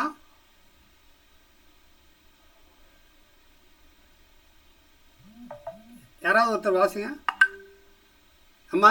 நவீன கேபி அண்ட் கேஇ உபநட்சத்திர ஜோதிட வகுப்பு. அதை விட படிக்கிறது கீழே வாங்க. வகுப்பின் சிறப்பு அம்சங்கள் இருக்குன்னு அதை படிங்க. வகுப்பின் சிறப்பு அம்சங்கள்: 1 ஜோதிட பிரிவுகள், 1 பாரம்பரிய ஜோதிடம், 2 நட்சத்திர அல்லது சார ஜோதிடம், 3 உபநட்சத்திர ஜோதிடம், 4 பாவஸ்புடம், 5 கிரகஸ்புடம், 6 உபநட்சத்திர பிரிவுகள். இப்ப நம்ம படிக்க போறது என்னன்னா, உபநட்சத்திர ஜோதியில இருந்து பாவஸ்புடம், கிரகஸ்புடம், உபநட்சத்திரத்தை படிக்க போறோம். பாரம்பரிய நம்ம ஏற்கனவே படிச்சுட்டோம், நட்சத்திரத்தையும் படிச்சுட்டோம், அது நமக்கு தேவையில்லை. அதுக்கு கீழே அதுக்கு அடுத்து அந்த நட்சத்திரத்துக்கு சார ஜோதிடம் இருக்குங்களா, அந்த சாரம் வாங்குறப்போ அது சம்பந்தமா கொஞ்சம் படிக்கணுங்களா? சார ஜோதிடம்ங்கிறது என்னன்னா, நட்சத்திரத்தை மட்டும் படிக்கிறது தான் சார ஜோதிடம். நட்சத்திரத்தை படிக்கிறது சொல்றது. நம்ம இப்ப படிக்கிறது நட்சத்திரத்தை உபநட்சத்திர ஜோதிடம். அடுத்தது படிங்க. அடுத்தது 2 ராசி மண்டலம் விளக்கம், கிரக மண்டல விளக்கம், நட்சத்திர மண்டல விளக்கங்கள். ராசி மண்டலம் எப்படி கண்டுபிடிச்சிருக்காங்க? ராசிக்குள்ள என்னென்ன இருக்கு, ராசிக்குள்ள என்னென்ன இருக்கு, சரராசியா, ஸ்திர ராசியா, நெருப்பு ராசியா, காற்று ராசியா, அப்படி ராசி என்னென்ன தத்துவங்கள் உள்ள இருக்கு, அதை பூரா நம்ம படிக்க போறோம். அதுக்கடுத்து காரகத்துவங்கள், ராசி காரகத்துவம், கிரக காரகத்துவம், பாவ காரகத்துவம், உபநட்சத்திர கணித முறைகள். இதை நம்ம முக்கியம் படிக்க போறோம். ராசி காரகத்துவத்தை படிக்க போறோம். ராசி காரகம்னு எடுத்துக்கிட்டோம்னா, மேச ராசிக்கும் செவ்வாய் வீடுதான், விருச்ச ராசியும் செவ்வாய் வீடுதான் இல்லையா? ஆமா. 2த்துக்கு அதிபதி ஒருவர். ஆனா 2 ஒரே குணமா இருக்குமா? மேல ஆடு, கீழே தேளு. ஆடு என்ன செய்யும்? நேரடியா முட்டும். தேளு என்ன செய்யும்? மறைமா கொட்டுமா? அப்ப 8ஆம் வீடு, காலபுருஷனுக்கு 8வது வீடு எப்படி இருக்கும்? நமக்கு மறைமுகமா தானே எல்லாமே வேலை நடக்கும். சரி, காலை புருஷனுக்கு 2வது ராசி சுக்கிரன் வீடு, காலபுருஷனுக்கு 7வது சுக்கிரன், 2வது சுக்கிரன் பணம், 3வது சுக்கிரன் மனைவி. ஒரே மாதிரி இருக்குமா? கண்டிப்பாக மாறுங்க. பணம் ஒரு மாதிரியா இருக்கும், மனைவி ஒரு மாதிரியா? மனைவி வரும்போது சரி. காலபுருஷனுக்கு 3ஆம் இடம் புதன், 6ஆம் இடம் புதன், 3வது புதன் ஜாலியான புதன், 6வது புதன் வேலை, கணக்கு வழக்கு பார்க்கறது. இது ரெண்டும் ஒரே மாதிரி இருக்குமா? இருக்காது. இல்லைங்க, ரெண்டு வேற வேற. அப்ப ராசிகளுடைய தன்மைகளை நம்ம படிக்க போறோம். சரி, அதுக்கடுத்து அடுத்தது கிரகக்காரத்துவம், பாவகாரகத்துவம், உபநட்சத்திர கணித முறைகள். கிரகத்தினுடைய ஒவ்வொரு காரகத்துவம் நமக்கு தெரியணும். ஒரு கிரகம்னா அது என்ன, உயிர் காரகத்துவம் என்ன, பொருள் காரகத்துவம் என்ன அப்படிங்கிற எல்லா காரகம் A to Z கிரகத்துக்கு நம்ம தெரியணும். அந்த கிரக காரகத்தையும் பாவ காரகத்தையும் எப்படி வினைச்சு பலன் சொல்றது? இப்போ 1வது வீட்டுக்கு வந்து சூரியன் வந்துட்டாருன்னா அவருடைய குணம் எப்படி இருக்கும்? இப்போ சூரியனுக்கு 1வது வீட்டுக்கு குணம் எப்படி இருக்கும்? அவர் எதையும் நிர்வாகம் பண்ணக்கூடிய தலைமை இருக்கும், அதிகாரம் செய்யக்கூடியவர் இருக்காரு, ஆளுமை செய்யக்கூடியவராக இருப்பாரா இல்லையா? அடுத்தவரை வேலை செய்வார், அடுத்தவரை வேலை சொல்வார், அவர் வேலை செய்வாரா? செய்ய மாட்டாரு. அவர் செய்ய மாட்டாரு. சரி, 2வது வீட்டில் சூரியனா இருந்தா அனல் பறக்க பேசுவாரா? ஆமாங்க. அவர் வார்த்தைகள்லாம் எப்படி வரும்? சூடான வார்த்தைகளா வருமா? தடித்த வார்த்தை வரும். சரி, அதே சூரியன் 3ஆம் பாவத்தில் இருந்தா மனசு எப்படி இருக்கும் அவருக்கு? எதுக்காவது பயப்படுவாரா அவரு? சூரியன் பயப்பட மாட்டாரு. காலம் தெரிஞ்சு எந்த இடத்துக்கு என்ன மாதிரி செய்யணும்னு தெரியுமா இல்லையா தலைவருக்கு? சரி, அதே சூரியன் 4ஆம் பாவத்தில் இருக்குன்னு வச்சுக்கோங்க, அது வீடு. அப்பா பேர்ல வீடு இருக்குமா? அரசாங்க வீடா இருக்குமா? அரசாங்க உதவி செஞ்ச வீடா இருக்குமா? சூரியன்னா என்ன வீடு? கம்பீரியமான வீடா? கம்பீரியமான வீடா இருக்குமா? கம்பீரமான வீடு. அதே சூரியன் வந்து 5ஆம் பாவத்தில் இருந்தா அப்பா மாதிரியே குழந்தை இருப்பானா? அப்பா மாதிரி குழந்தை. அதே 6ஆம் பாவத்துல சூரியன் இருந்தா அரசாங்க வேலை வைப்பாரா? அரசாங்க வேலை. அப்பா வேலை வைப்பாரா? அதே பாவம் 7ஆம் பாவத்தில் இருந்தா மனைவி அதிகாரம் பண்ற மனைவியா இருக்குமா? மனைவி அதிகாரம். அதே 7ஆம் பாவத்துக்கு சூரியன் வந்து சப்ளாடாவாக 7ஆம் பாவத்தை இயக்கக்கூடியதா இருந்தா கஷ்ட நஷ்டம் அப்பா மூல வலி வேதனையை அனுபவிப்பாரா? அதே மாதிரி 9ஆம் பாவத்துக்கு சூரியன் சப்ளாடா வந்து ஆண் தெய்வம் தெய்வமா இருக்குமா? அவங்களுக்கு தெய்வங்கள் தெய்வம் அவர்களுக்கு கட்டி காக்கக்கூடிய தெய்வ சக்தி எது? ஆணா இருக்குமா? தெய்வம் மீது அதிகமான நம்பிக்கை இருக்குமா? 9ஆம் பாவம் நம்பிக்கை. 10ஆம் பாவத்துக்கு சூரியன் இருந்தா மதிப்பு கௌரவம் எல்லாம் கிடைக்குமா? அரசாங்கத்துல கிடைக்குமா? கௌரவம், அரசாங்க வேலை எல்லாமே இருக்கும். கிடைக்குமா? கிடைக்குங்க. சரி, அதே மாதிரி 11ஆம் பாவத்துல சூரியன் இருந்தா அப்பானால அவர் திருப்தி அடைவாரா? அப்பானால சந்தோஷப்படுவாரா? அப்பானால சந்தோஷப்படுவார். அதாவது ஒரு 12ஆம் பாவத்துல சூரியன் வந்து 12ஆம் பாவத்துக்கு 12ஆம் பாவத்தை சப்ளாடா வந்து இயக்கக்கூடியவரா இருந்தா அவர் வெளிநாட்டுல போய் வேலை வைப்பாரா? வெளிநாட்டுல போய் வேலை வைப்பாரா? அரசாங்கத்தினால இழப்புகளை சந்திப்பாரா? விரயங்களை சந்திப்பாரா? அரசாங்கத்தால் விரயம். 12ஆம் பாவம் தூக்கம். தூங்கும் போது வெளிச்சமா தூங்குவானா? மூடி முகத்தை முன்ன தூக்கம் வராதா? ஆமாங்க, வெளிச்சத்துல தான் தூக்கம் வரும். அப்ப அந்த 12 பாவங்களையும் இந்த கிரகங்கள் ஆளுதா இல்லையா? கண்டிப்பாங்க. அப்படி சொல்லணும். அப்படியெல்லாம் நம்ம படிக்க போறோம். சரி, அதுக்கு அடுத்து பாருங்க, அடுத்து வாசிங்க. பாவகாரகத்துவங்கிறது ஒவ்வொரு பாவத்துக்கு இந்த 12 பாவம் சொன்னோம் இல்லையா?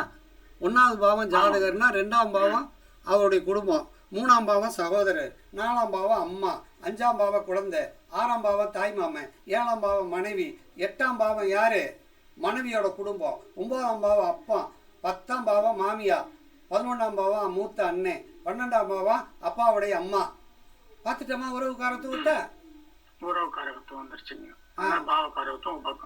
அப்போ உறவு காரகத்துவம் இப்படி காரகத்துவத்தை பூரா நம்ம படிக்க போறோம். அதுக்கடுத்து அடுத்த 4 உபநட்சத்திர கணித முறைகள். ஒவ்வொரு உபநட்சத்தையும் நாம் கணிதம் போட சொல்லி எப்படி கண்டுபிடிச்சாங்கிறத சொல்ல போறோம். அதுக்கு சாஃப்ட்வேர் இருக்கு. ஆனா நீங்க வந்து உபநட்சத்திரம் எப்படி வந்திருக்குன்னு நமக்கு தெரியணுமா இல்லையா? ஆமாங்க. அப்படிங்கிறத படிக்க போறோம். அதுக்கடுத்து சரியான பிறந்த நேரத்தை அறியும் முறை. சரியான பிறந்த நேரத்தை கண்டுபிடிக்காட்டி அந்த ஜாதகமே தப்பா போயிருமா? ஆமாங்க. இப்போ ஒரு 12 பாவம் வந்து இப்போ உதாரணமா வந்து 1ஆம் பாவம் சந்திரனா இருக்க வேண்டியதை சூரியனா கண்டுபிடிச்சிட்டு நம்ம பலன் சொன்னோம்னா தப்பா போயிருமா? தப்பா போயிடுங்க. அடுத்தவன் ஜாதகத்தை சொல்லிட்டு இருப்போம்னு அர்த்தம். ஆமாங்க. அப்ப சரியான பிறந்த நேரத்தை அறிதல் முறை தெரிய வேண்டும்.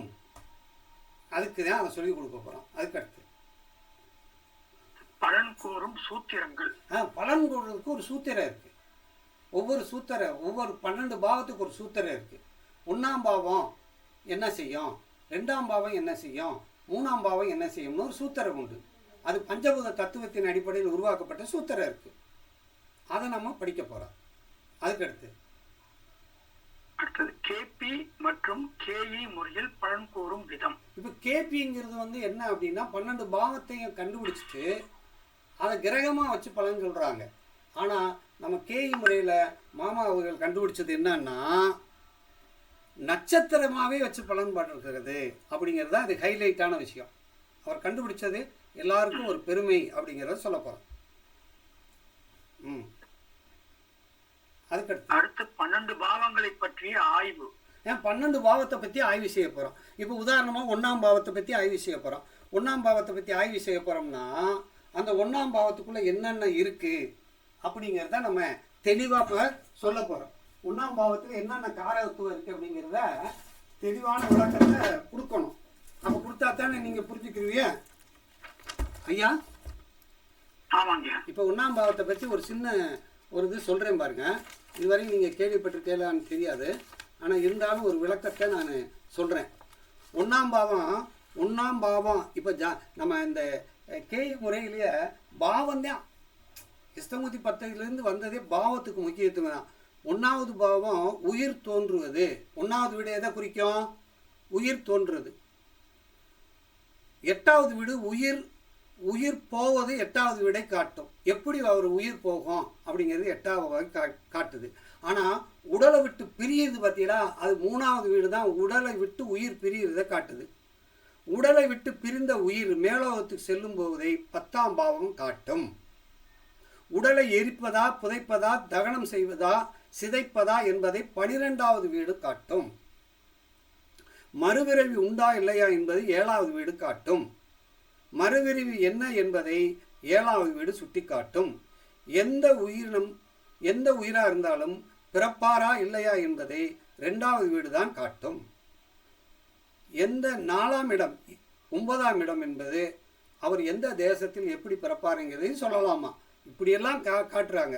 1ஆம் பாவம்னு எடுத்துக்கிட்டோம்னா 1ஆம் பாவம் 8ஆம் பாவத்தோட தொடர்பானால் அவர் திடீர் மரணம் அல்லது தற்கொலை, நோயால் மரணம், விபத்தால் மரணம், கொலையால் மரணம், தொழிற்சாலை பதற்றத்தால், அது இயற்கை சீற்றத்தால் மரணம், இப்படி 12 ஒரே பாவத்தை வச்சு பல காரகத்துவத்தை ஆய்வு செய்கிறோம். இன்னும் நம்ம சொல்ல போனோம்னா ஒரு தெளிவாக அவங்களுக்கு சொல்கிறேன் பாருங்க. 6ஆம் பாவங்கிறது என்னதியா? 6ஆம் பாவம் நோய், கடன், வேலை. இதுல நோய், கடன், வேலை, வேற என்ன சொல்லலாம்?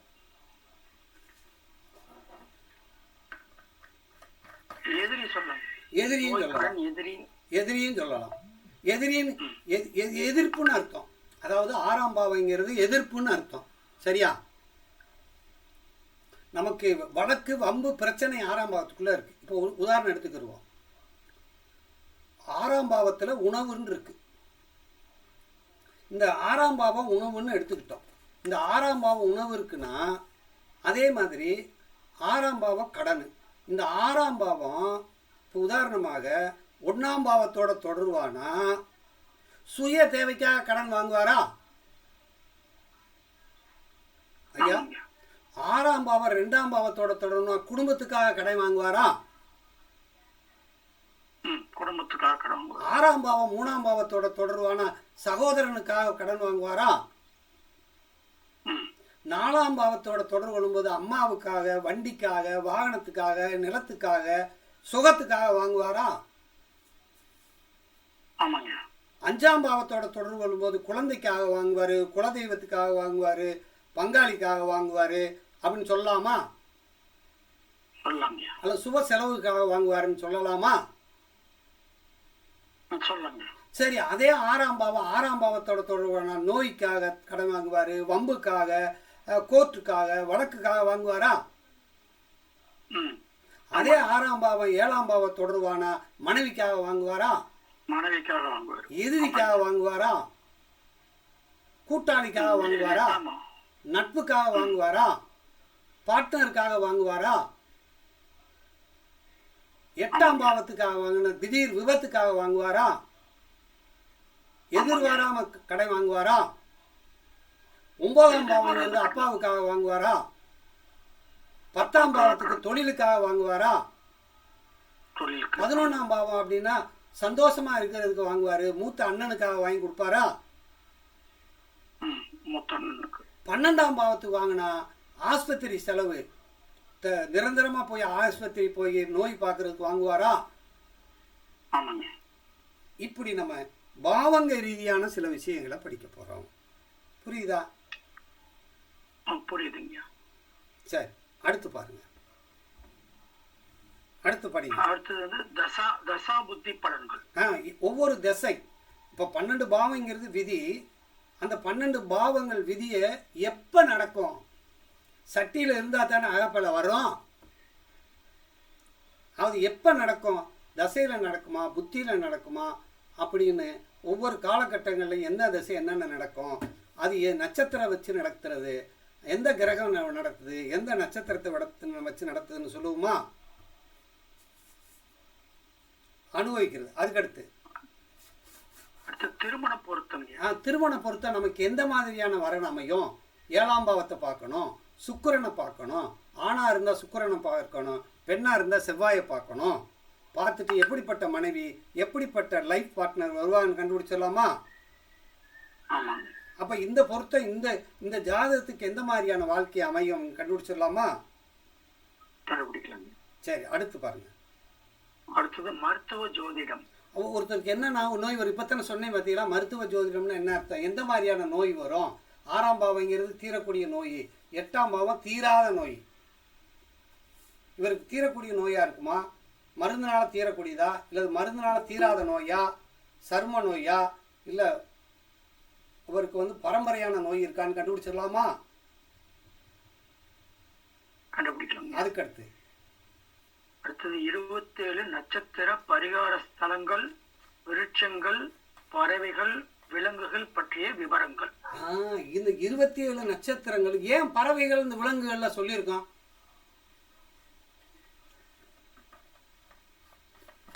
நிக்காம ஒரே இடத்துல நிக்கிறது யாரு?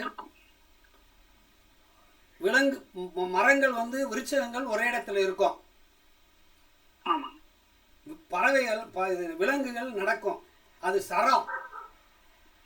சரம், நிகழ்காலம். ஐயா வணக்கங்க. கோபில இருந்து துளசி பேசுறேங்க. வணக்கங்க ஐயா. சொல்லுங்க. வணக்கம்மா. வணக்கம். இப்ப நிகழ்கால கர்மாவை போக்கணும்னா நம்ம போய் எதை பிடிக்கணும்? விலங்குகளை போய் உதவி செஞ்சோம்னா நிகழ்கால கர்மா ஓடி போயிடும். கடந்த கால கர்மா போகணும்னா மரங்களுக்கு போய் நம்ம தண்ணி ஊற்றணும், மரத்தை வளர்க்கணும். பறவைகளுக்கு உணவளித்து பறவைகளை பாதுகாத்தோம்னா எதிர்கால கர்மா போயிடும். அப்படிங்கிறத பற்றி ஒவ்வொரு கோயில்லையும் ஒரு தலவரிசை இருக்குமா? இப்போ ஒவ்வொரு கோயிலுக்கும் அந்த தலவரிசை ஏன் வச்சுருக்காங்க? அந்த கோயிலில் இருக்கக்கூடிய மூலஸ்தானம், அந்த மூலத்தில் இருக்கக்கூடிய ஆற்றலை இந்த மரத்துக்குத்தான் உண்டு. இந்த உலகத்தில் எல்லா சக்திகளும் நம்ம உயிர் வாழ்றதுக்கு ஆக்சிஜன் யார் கொடுக்குறா? மரம் தான் கொடுக்குது. மரங்கள் தான் நம்ம வாழ வைக்குது. அப்போ அந்த கோயிலில் எடுக்கக்கூடிய தெய்வீக ஆற்றலை எது பிடிச்சு வச்சிருக்கு? அந்த மரத்தை தொட்டு கும்பிடணும் இல்லையா? அப்ப கடம்ப மரத்தை தொட்டு கும்பிட்டோம்னா, மீனாட்சி அம்மன் கோயிலில் போய் கடம்ப மரத்தை தொட்டு கும்பிட்டோம்னா சதய நட்சத்திரத்துக்காரர்கள் அந்த சதய நட்சத்திரம் அவருக்கு நல்லா இருக்கா, நல்லா இல்லையா, அழகா எங்க மாமா கே இளங்கோன் அவர்கள் எடுத்து கொடுத்துருக்காரு. 27 நட்சத்திரத்துக்கும் பலன் எடுத்து கொடுத்தவர் இவர் ஒருத்தர் தான். அதுல இந்த கேயில் இப்படி சொல்லப்பட்டிருக்கு. அதுக்கு விளக்கமா சொல்ல போறோம். சரி, அதுக்கு அடுத்து ஆமாங்க, அதுல ஸ்தலங்களும் இருக்குங்க. ஸ்தலங்கள் இருக்கு. ஏன்னா மரங்கள் இருந்தால்தான் அந்த ஸ்தலங்கள் சிறப்பு. பாடல் பெற்ற இடங்கள்ல பூரா எல்லாம் இருக்கும். உத்தரகோசம் அங்க போயிருக்கீங்களா? நான் என்ன போனது இல்லைங்க. அங்க இளந்த மரம் இருக்கு, 1000 வருஷத்துக்கு கணக்கான இளந்த மரம் இருக்கு அங்க. ஆட்டம் போயிருக்கீங்க. அங்க என்ன நட்சத்திரம்? இளந்த மரம் பவானியில கூட இருக்குங்க. பவானியில கூடுதுறையில இளந்த மரம். அங்க இளந்த மரம் தாங்க. எங்க? பவானி கூடுதுறையில இளந்த மரம் இருக்குங்க. அப்ப அந்த இடத்துக்கு எந்த ஆற்றல், எந்த நட்சத்திரம் இருக்கும்? திருவாதிரை இருக்கும். ஐயா, நீங்க சொல்ற உத்தரகோசம் அங்க இருக்காங்க இல்ல பவானிக்கு? எங்க நீங்க அந்த மரத்தை பாக்குறீங்களோ அந்த மரம் எல்லாம் அந்த நட்சத்திரமா பார்க்கணும். திருவாதிரையா பார்க்கணும். திருவாதிரையா பார்க்கணும். கடம்ப மரத்தை பார்த்தா நீங்க என்னவா பார்க்கணும்? அப்ப ஒவ்வொரு நட்சத்திரத்தையும் ஒவ்வொரு ஸ்தலமா நீங்க பார்க்கணுமா இல்லையா? எட்டி மரத்தை பார்த்த உடனே அஸ்வினி நட்சத்திரமா பார்க்கணும்.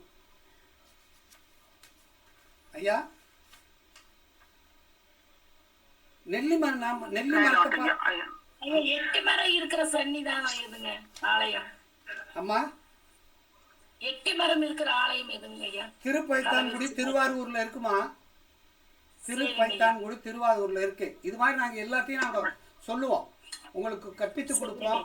நீங்க எல்லா கோயிலுக்கும் இது போனா என்ன, நம்ம ஏன் இதுல சொல்றோம் அப்படின்னா, அவர் கண்டுபிடிச்ச ஒரு லைட்டான விஷயம் என்னன்னா, இப்போ ஒருத்தருக்கு வந்து 6ஆம் பாவம் இயங்கிட்டு இருக்கு, அவர் கடன் இருக்கு, தொல்லை இருக்கு.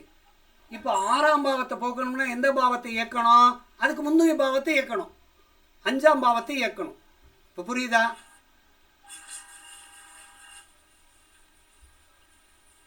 6ஆம் பாவத்தை 5ஆம் பாவம் 12ஆம் பாவமா வந்து தடுக்குது. இயக்கணும். எது தடுக்குது எது கெடுக்குதுன்னு பார்க்கணும். 8 கெடுத்துச்சுன்னா 12 தடுக்குமா? அதெல்லாம் நம்ம 6ஆம் பாவத்தை 5ஆம் பாவம் 12ஆம் பாவமா வர்றதுனால 6ஆம் பாவத்தை 5 தடுக்குது. இப்போ ஒருத்தருக்கு வந்து 5ஆம் பாவம் 6ஆம் பாவம் வந்து பரணி நட்சத்திரமா இருந்துச்சுன்னா அந்த பரணியை தடுக்கிறது எட்டி மரத்தை போய் எட்டி மரத்தில் உள்ள ஸ்தலத்தை போய் திருப்பைத்தாங்குடியை போய் நம்ம கும்பிட்டோம்னா இந்த 6ஆம் பாவத்தினுடைய தன்மையை குறைஞ்சிருமா? இப்படித்தான் நம்ம இதை நம்ம பார்க்குறோம். சரி, இப்போ இந்த இதில் எல்லாம் டவுட் ஆயிடுச்சுன்னா கடைசியில் பாருங்கள், உபநட்சத்திர ஜோதிடம் வாரத்துக்கு 3 நாட்கள் வகுப்பு நடைபெறும். 4 மாத கிளாஸ் இருக்கும். 48 வகுப்பு. இரவு 7:20 8:20 வரைக்கும் வகுப்பு நடைபெறும். எந்த பாடமோ அந்த பாடத்துக்கு தெளிவாக சொல்லி கொடுத்துருவோம். அதுக்கடுத்து வந்து இதுக்கு வந்து ஒரு 4 மாதம் 48 நாள் வகுப்பு நடைபெறும். 12 நாள் ஒரு அதுக்கான இது நோட்டிஃபிகேஷன் வரும். இதில் சேர்ந்து நீங்கள் பயனடையலாம். சரி, இப்போ ஒரு ஜாதகத்தை அம்மா அப்துல் கலாம் ஐயா ஜாதகத்தை போடுங்க.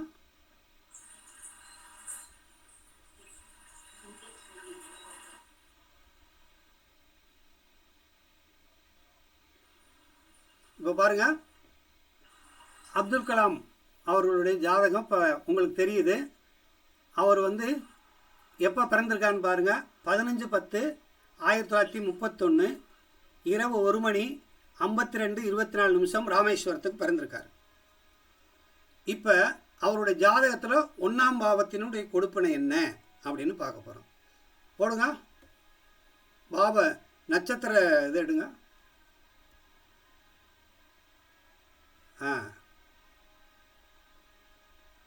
காட்டுங்க. இப்போ பாருங்கள், பாவத்தை காட்டுங்க. பாவம் நட்சத்திரத்தை காட்டுங்க, பாவத்தை காட்டுங்க. 1ஆம் பாவம் என்ன அந்த 1ஆம் பாவத்தை இயக்குறது யாரு? ராகு. 1ஆம் பாவத்தை இயக்குறது ராகு. அந்த 1ஆம் பாவம் அது நின்ற நட்சத்திரம் யாரு? சனி. அது நின்ற உபநட்சத்திரம் யாரு? சந்திரன். இப்போ சனி எந்த பாவத்தை வச்சிருக்கு? 2ஆம் பாவத்தை வச்சிருக்கு. மேலோட்டம் பார்க்கும்போது 2ஆம் பாவத்தை வச்சிருக்கு. அதுக்கடுத்து வச்சிருக்கிற உபநட்சத்திரம் சந்திரன் 4ஆம் பாவத்தை வச்சிருக்கு. அப்போ 1ஆம் பாவம் 2 4ஓட தொடர்பு. அப்போ ஜாதகர் எப்படி இருப்பார்? 2ஆம் பாவம். 2ஆம் பாவம் எப்படிப்பட்ட பாவம்? 2ஆம் பாவம் 4ஆம் பாவம் எல்லாம் சிக்கனமாக தானே இருக்கும். செலவழிப்பாரா? ஆடம்பரமா இருப்பாரா? ஆடம்பரமா இருப்பாரா? இருக்க மாட்டாரு. 4ஆம் பாவங்கிறது சிக்கனமான மனிதர். ஆடம்பரமான செலவு, எந்த செலவும் தேவையில்லை அப்படின்னு நினைக்கக்கூடியவர் தான் அந்த அப்துல் கலாம். அந்த மாதிரி ஒவ்வொருத்தருடைய ஜாதகத்தையும் இந்த 12 பாவத்தையும் நம்ம ஆய்வு செய்ய போகிறோம். அதில் ஒவ்வொரு பாவத்தை பார்க்க போகிறோம். 1ஆம் பாவம் இப்படி இருக்குது.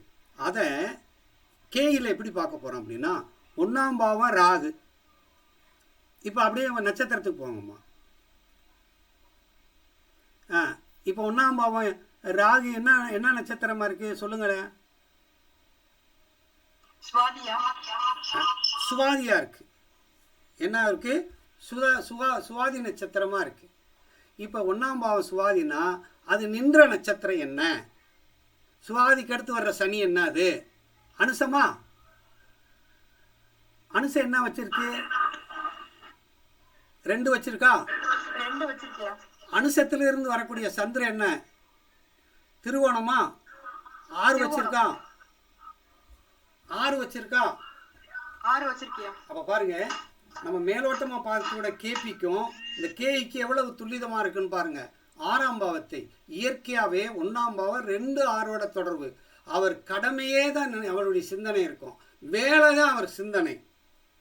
அப்ப எவ்வளவு துல்லிதமா எடுத்திருக்காங்கன்னு பாருங்க. சிக்கனமா இருப்பாருன்னு சொன்னதை வேலையே அவர் குறிக்கோளா இருப்பாரு. அடுத்தவர்களோட ஜாலி எங்காவது போவாரா? அப்ப எப்படி இந்த 12 பாவத்தையும் அவருடைய குணநலங்களை அப்படியே சொல்லிடலாம்? அப்படிதான் நம்ம இப்படி பார்க்கிறோம். சரியா? புரியுதா? நான் சொல்றது புரியுதாமா?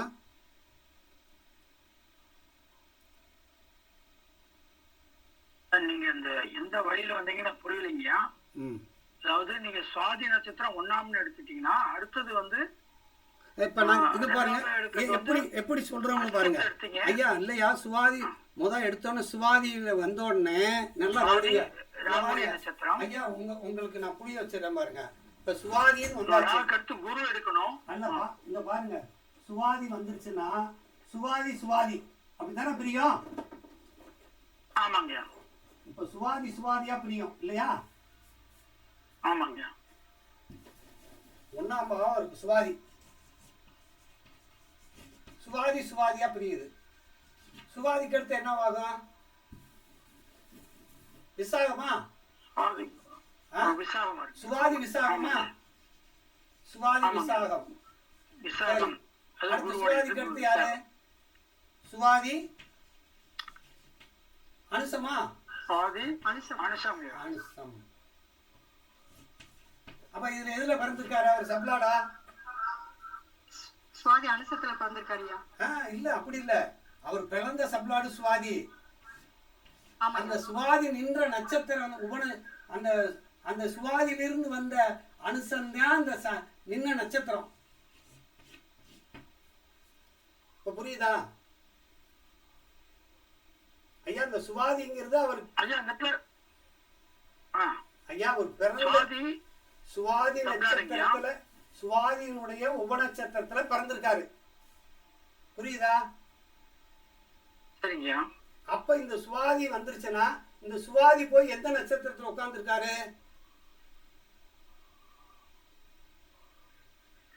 அதாங்க அது விசாகமா அனுசமா? அந்த இடத்துல தான் கொஞ்சம் குழப்பம். அனுசத்துல உட்கார்ந்து இருக்காரு. சுவாதி ஏன் அது விசாகத்தை விட்டுட்டீங்க? விசாகம் அங்க என்ன கிரகம் இருக்கு? சனிதானையா இருக்கு. ஓ, இங்க குருன்னு இல்ல. ஆமாங்க, சனிதாரன். இங்க ராகுன்னு இல்ல. ஓ, இங்க இருக்கிற அந்த பாவ தொடர்புல இருக்கிற அந்த நட்சத்திரத்தை 2ஆவதா இருக்குது அனுசமா. அப்படித்தான் பார்க்கணும். இதை நாங்க விளக்கமா சொல்லும்போது உங்களுக்கு புரியும். இப்ப பாருங்க, இந்த சுவாதி சனிக்கு அடுத்து யாரு வர்றா? இதுல இருந்து பிரிஞ்சது அனுசம். இந்த அனுசத்துல இருந்து பிரிஞ்சது என்ன ஆகுது? சந்திரனா? அனுசத்துல இருந்து பிரிஞ்சோம்னா அனுசம். அனுசத்துக்கு அடுத்து கேட்ட, அனுசத்துக்கு அடுத்து மூலம், அனுசத்துக்கு அடுத்து பூராடம், அனுசத்துக்கு அடுத்து உத்திராடம், அடுத்தடுத்துக்கு அடுத்து திருவோணம். அப்ப திருவோணத்துலதான் அவர் என்ன செய்யறாரு அப்படின்னு புரியுதா? நாங்கள் அப்படி சொல்லித்தரோம். என்னையா? சரிங்க சரிங்க. Right right. சரி, இது வரைக்கும் நம்ம வந்து சில விஷயங்களை மேலோட்டமாக பார்த்துருக்கோம். இதில் ஏதாவது டவுட் இருந்தால் கேட்கலாம். இந்த ஜோதிடத்தில்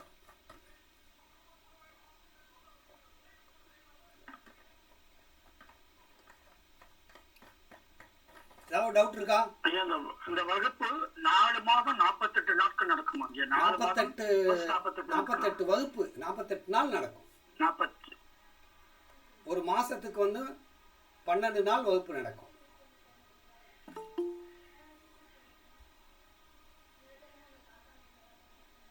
சரி, இதெல்லாம் டவுட் இருக்கா? இந்த வகுப்பு 20 தான் போடுறோம் இல்லைங்களா? 7:20 இந்த வகுப்பு 7:20 8 வருது. ஆகஸ்ட் 1ஆம் தேதியிலேருந்து வகுப்பு தொடங்கிடும். சரி, அந்த நம்பருக்கு என்ன கிழமை வரும்? என்னைக்கு? அந்த 3 நாள் வகுப்பு நாட்கள் என்னைக்கு எந்தெந்த கிழமையில் வரும்? அதாவது வந்து திங்கக்கிழமை வகுப்பு இருக்கும்யா. திங்கள் இருக்கும், செவ்வாய் இருக்கும், அடுத்து வியாழன் இருக்கும். புதன்கிழமை இருக்காது, சனி ஞாயிறு இருக்காது. அதில் ஏதாவது விடுமுறை இருந்துச்சுன்னா அடுத்த நாளில் சொல்லிடுவோம். சரியா? சரிங்க சரிங்க.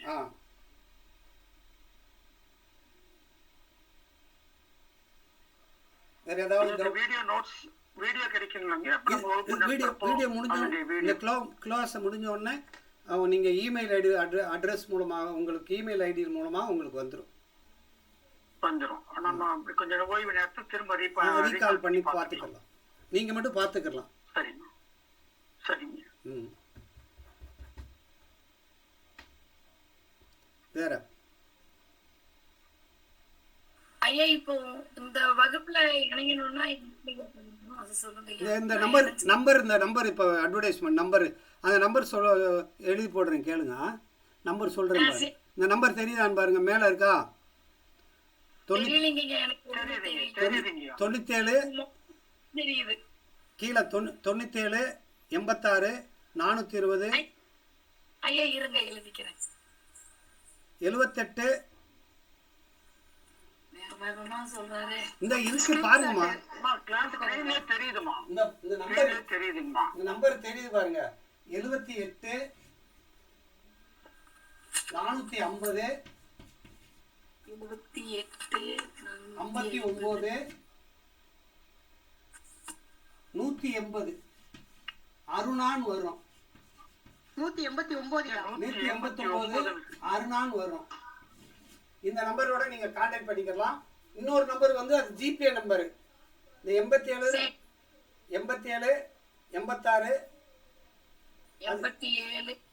அது ஜிபே நம்பர் ஒன்று இருக்கும் பாருங்க. ஐயா 87ங்க இந்த வர 87 97 97 86 420 325 இது ஜிபே. 420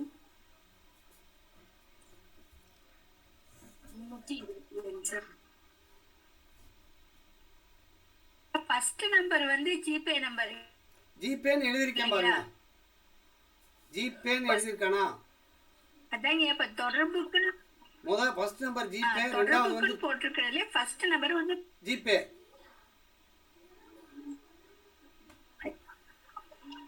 ஐயா சாஃப்ட்வேர் ஏதாவது உங்களுக்கு தனியா சாஃப்ட்வேர் இருக்காங்க? அதெல்லாம் அப்புறம் பேசிக்கிறோம்மா. இதை நாங்கள் நீங்கள் அட்டென்ட் பண்ணுங்க, உங்களுக்கு எல்லாம் செய்து கொடுக்கப்படும். சரி, ஓகே. ரொம்ப நன்றி. நன்றி வணக்கம். ரொம்ப நன்றிங்க. ரொம்ப நன்றி வணக்கம். நன்றிங்க. நன்றி. வாழ்க வளமுடன். வாழ்க வளமுடன். மாதிரி இருக்கு ஐயா. ரொம்ப நன்றி. நன்றி. நன்றியா. நன்றி. ஐயா நன்றிங்கய்யா. நன்றி சார். நன்றி சார். குமார் சார், மதுரை குமார். நன்றி வணக்கம். குமாரே எப்படி? குமாரு சார் நல்லா இருந்துச்சு சார். எப்படி இருந்துச்சு? நல்லா அருமையா இருந்துச்சு சார். ஏன்னா இது இது முதல் நடத்தின வகுப்போட அந்த வகுப்பு எப்படி இருக்கு? முதல் நடத்த வகுப்புக்கும் இதுக்கு ரொம்ப வித்தியாசம் இல்லை. ஆனா ஓரளவுக்கு நல்லா எனக்கு தெரியுது. தெரியுது. அது தெரிஞ்சதுனால எனக்கு ஈஸியா இருக்கு. அது படிச்சிருந்தா இன்னும் தெளிவா அது படிச்சதுனால எனக்கு ஈஸியா இருக்கு. புரியுற மாதிரி இருந்தது ஐயா. ரொம்ப தெளிவா இருந்தது ஐயா வகுப்பு. சரி சரி சரிம்மா. நன்றி ஐயா. நன்றி நன்றி.